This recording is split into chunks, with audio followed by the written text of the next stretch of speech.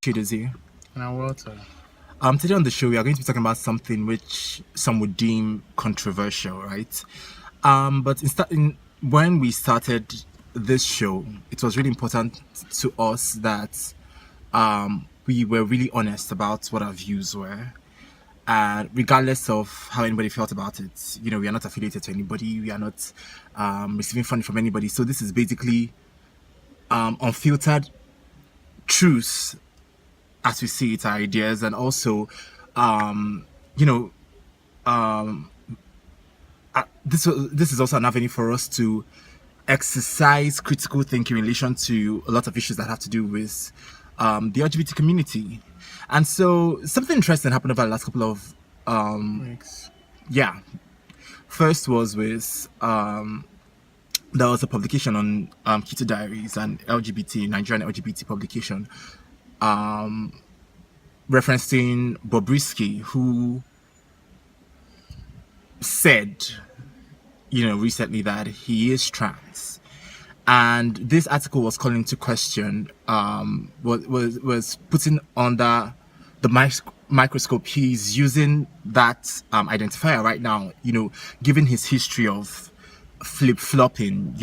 Today he's a woman, tomorrow he's a man, and all of that. And there was a lot of backlash, as in response to that article.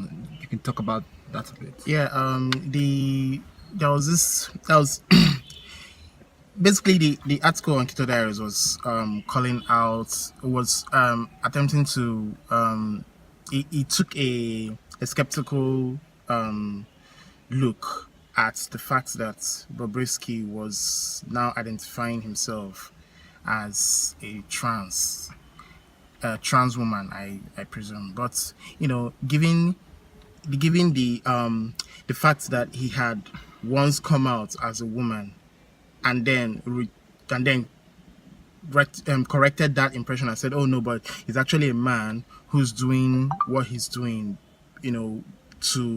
for the fame, and to sell his goods, so and all that, so, and that he has a girlfriend who is in the UK who understands that he has to do all these things because of business and all that stuff.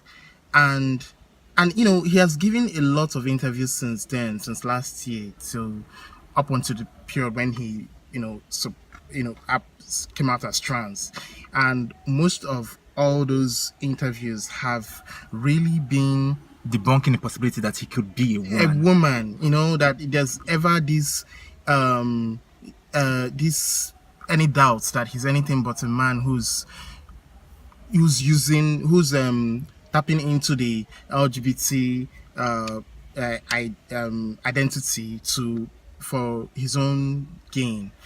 And so the article was basically pointing all these things out, and there was this entire outrage on the social media, Twitter especially, where people were calling out the that was being interpreted as transphobia for they were accusing the publication of misgendering him, Bobrisky, as opposed to that, instead of calling him she, instead of saying Bobrisky calls herself trans, misgendering him as male. And also just basically, there was this entire outrage, and it was something that we were curious about. Like, personally, I do not believe, and that's why we have been calling Bobrisky, addressing him as a he, because to begin with, I do not believe that he is trans. So the issue of misgendering him comes from this foundational belief that, okay, he is trans, then why are you not misgendering? But he has not shown, like, what I did not understand about the backlash is that there was this instant this notion that he's trans, he's a woman, so, and that's it, that's the baseline. But this is someone who has proven time without number that's as in like, or even ordinarily the previous times that he has said, because there was this entire this thing that okay, he's just scared, he's confused, he doesn't know what he wants, that but essentially that he is trans. But if I'm chip in here, the thing is, for me personally, it's not even a question of whether or not I believe he's trans, right? I don't care when it comes right down to it. But this idea that somebody just says something and that because of that we, torpedo his entire history of literally just being a clown. So this person goes to supermarkets and buys pads and goes, I am menstruating. This is comedy. This is what comedy skits are made of. And whenever you ask, and when in the interviews he has given, whenever he wants to talk about female, being female, he has the most basic, most it comes ridiculous to hair and makeup. Yeah, hair and makeup and how he looks and how he's prettier than girls, and it just makes you wonder, like, how do you take somebody like this seriously when he says that he is trans? I think a lot of things, when I was seeing the backlash, for me, it struck me then that, a lot of the people who were, you misgender, this is transphobia, blah, blah, blah, blah, blah. It comes from this place of understanding, on a subconscious level, if not on a conscious level, that the system of self-determination as be all and end all is not a perfect system, right? It is, for me, it struck me that it was almost like a willful refusal to admit that this can be gained. Yes, it was almost like, yes, it was a willful refusal it was like a blatant denial of the fact that this can be gained, and this whole insistence I was seeing, for somebody to identify as trans, that this idea that once person identifies as trans, that they're instantly beatified, that context be damned, it doesn't matter who they were before that identification. And this idea that for somebody to identify as trans, and this whole narrative of for somebody to identify as something that's so revered, and to identify with all this oppression, and it has to be honest, which is patently false. And it's very baffling, because every the only thing that's the only thing that serves as evidence, or as that supports, the only thing that supports this supposed determination to believe him as trans is that he has been dressing in female clothing, which is the most sexist that he has been wearing makeup. Like, what? It just like how does that even make sense? Because the internet, the social media is filled with several people who have now started to leverage the queer identity into making jokes, into like furthering their careers in comedy. And the entertainment industry there's this drag culture, there's cross-dressing culture, and if that is the only way to affirm that somebody is trans, then why aren't they all trans? Why? Because he said that, it's just ridiculous, because first he dressed like a female, then he says he's trans, and then somehow that. And to be clear, like, this is not like, this is saying this is also within the context of the statements he has made in the past. Exactly, because this person has a history. You have to bear into consideration the fact that he has actually, after coming out, because it's a different thing when you come out as when you have been persistently saying that you're a man, and then you come out as trans, and then stay steady like that, Well, he has come out as female once, then come out as a man, and then shown in subsequent interviews that he has no understanding of what it means to be a woman, and then somehow it just, which you would imagine would be a dangerous narrative to peddle for actual trans people, because what this person is saying, basically, given his history, is that it's, I can wake up this morning and decide, oh, tomorrow I wake up, and this relationship between what is being interpreted as his transness and dress up. So basically, he is trans until the makeup and the hair comes off at night. How is this not a terrible, terrible, really dangerous narrative to peddle? And this idea also that anything that interrogates just anything at all that has to do with being trans equates phobia, is something that needs to be checked. And the more I think about it, I realize that trans activism in many ways has co-opted the pattern of gay rights activism in naming homophobia as a problem. What it is, but homophobia and transphobia, when it comes right down to it, are really not the same. Homophobia is rooted in moral disgust. You are a man that sleeps with a man, you're a woman that sleeps with a woman, ew, God forbid, da da da da da da. It's saying basically, gay rights activism was saying that that is not, your moral disgust is not A standard. it's not a standard, it's not sufficient ground to prescribe for another person, what their lives should be. And, of course, a lot of transphobia still comes down to that same moral discourse, but there are also legitimate concerns. You cannot conflate everybody, anything that is a question at all to transphobia. That's just a very totalitarian thing to do. And you cannot ask questions. You cannot have legitimate questions to ask. And people were saying stuff about, back to this whole self-determination thing. People were saying stuff about once a person says they are trans, that's it. You cannot question it. Blah blah blah. You don't lose anything by just taking people on their word. Well, newsflash, that is a lie. By just taking people on their word in this very historical way that doesn't take into context the history of the person who is saying this. That is exactly how Karen White got into the women's prison. Karen White, a self-identified trans woman who convicted for raping women. Just because this person identified as a woman, this person was put in a women's prison and went on to rape women in prison. So to say that someone, just because somebody self-identifies, regardless of their history, are just supposed to take it as it is, it's utter bollocks. It is utter nonsense. It makes no sense at all. Something that really annoys me about this whole thing is it's reefs off the sort of anger, or not necessarily anger, but it's the sort of irritation I felt growing up in the Catholic Church.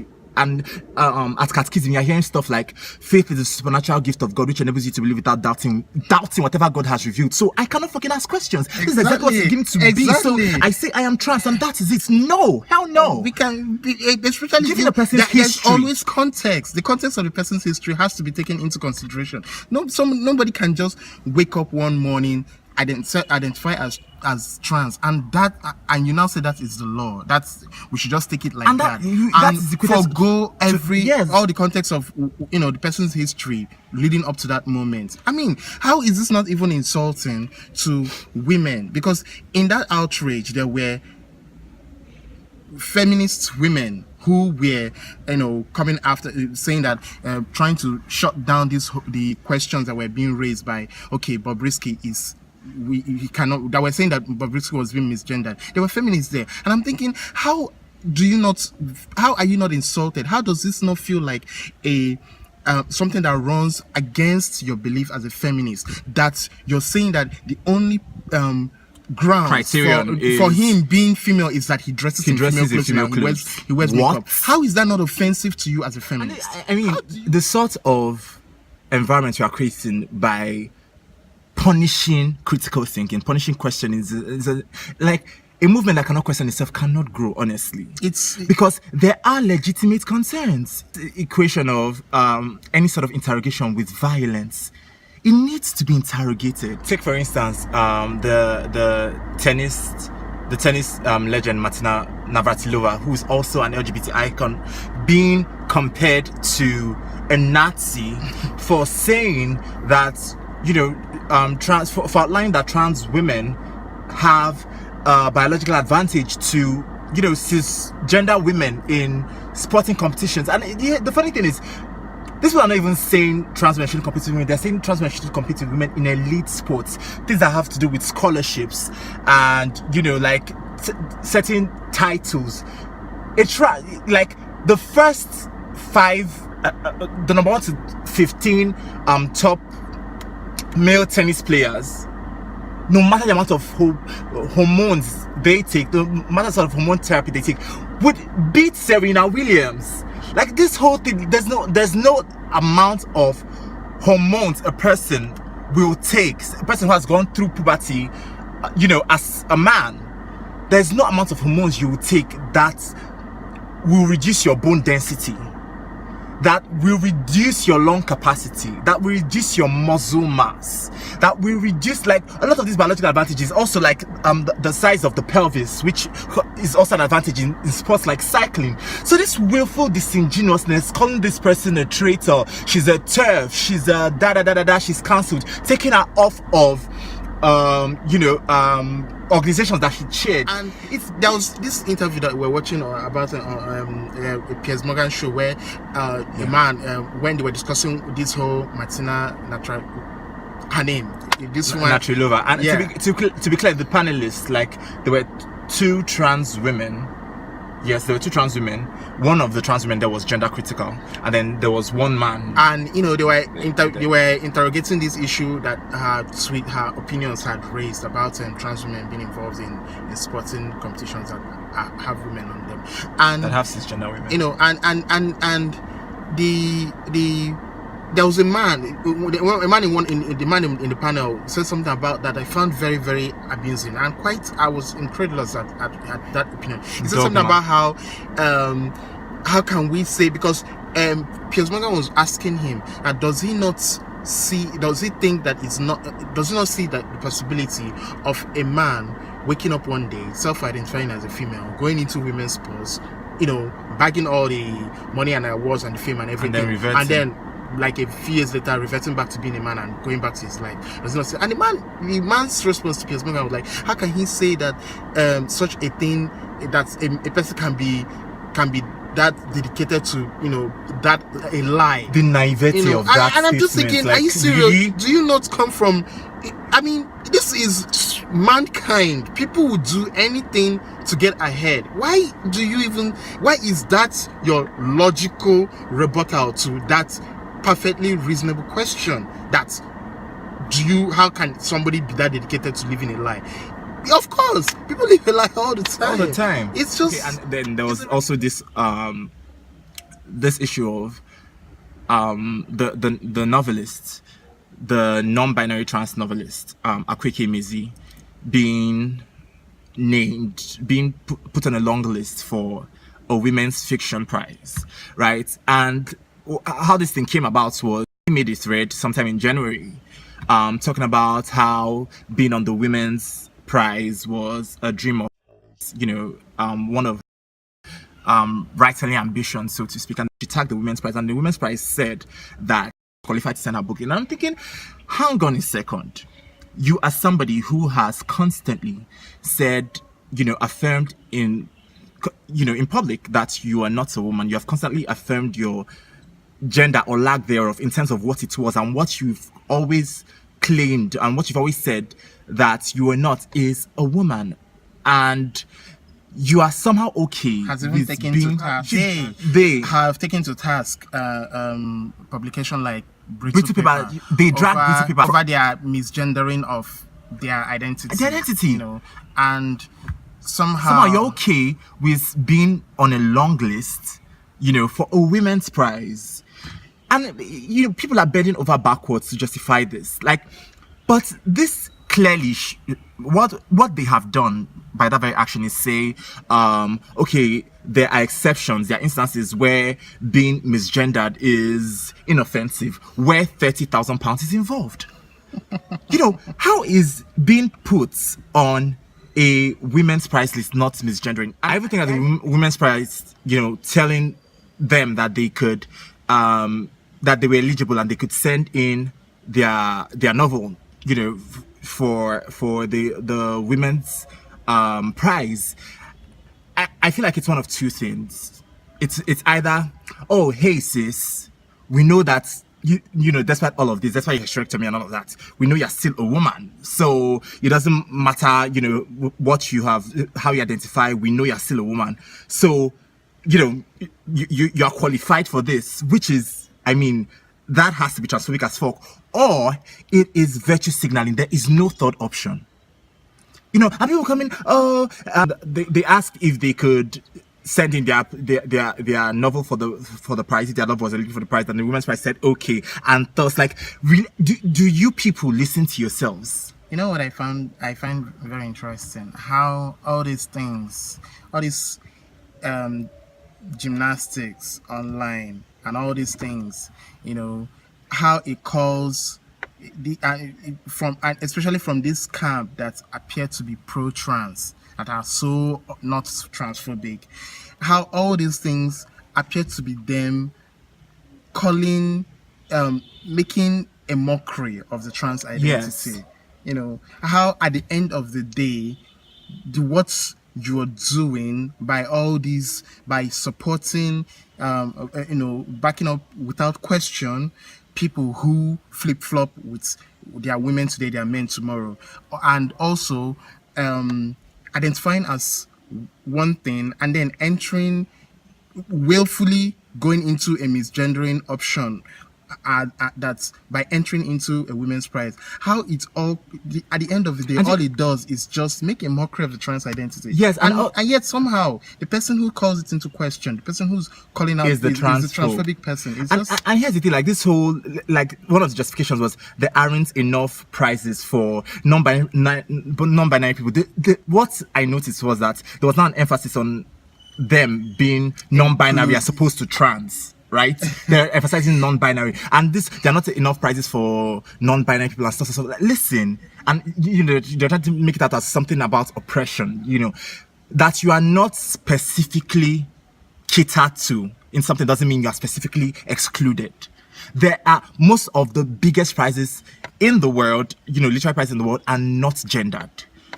To name a few, the Nobel Prize, Pulitzer, PEN America, the list goes on and on. They are not gendered. There are a bunch of prizes, a lot of prizes that they are qualified for, right? So to somehow try to make this a thing of oppression, their representation, and what drives me mad is the casual misogyny of it all. People saying, oh, well, a women's prize is exclusionary. It should be more inclusive. Maybe it's time to redefine a women's prize. This is the prize that was created because of the death of the death of prizes for women in literature. This was clearly there to cater to women writers. It has an objective to cater to women. Simple as that. As in, like, when it was originated, men, I'm pretty sure there were no male writers who got all het up and started carrying placards about how they were feeling excluded. That is exclusionary. Because it had nothing to do with inclusion or what. Its objective is to cater to female writers. Just that. And I will say this. And so there was this whole idea that somehow that is exclusionary is disingenuous. And I have to say this, like, this constant shitting on women, this why should the prize cater only to women? It should be opened up and stuff. This constant shitting on women, the casual misogyny of a lot of people who think of themselves as trans active, it's really baffling. It's really, really, really baffling. Let's not forget that women are a protected group for a reason. Like, assuming they were a trans woman, this will not be a problem, right? Assuming they were a trans woman, this will not be a problem. But this is somebody who doesn't identify as woman, and then how is this not gaming the system of self-identification? In fact, that's where it ends. How I need somebody to explain to me how them. By them, I mean Akweke Mezi, being okay with being on a long list for Women's Prize. How is it not gaming the system of self-identification? That is the question we are posing, and we really want to see, answers. I need somebody to explain this to me. So yeah, that's our show for today. My name is Chidozie. And I'm Walter. Until we come in next time. Bye.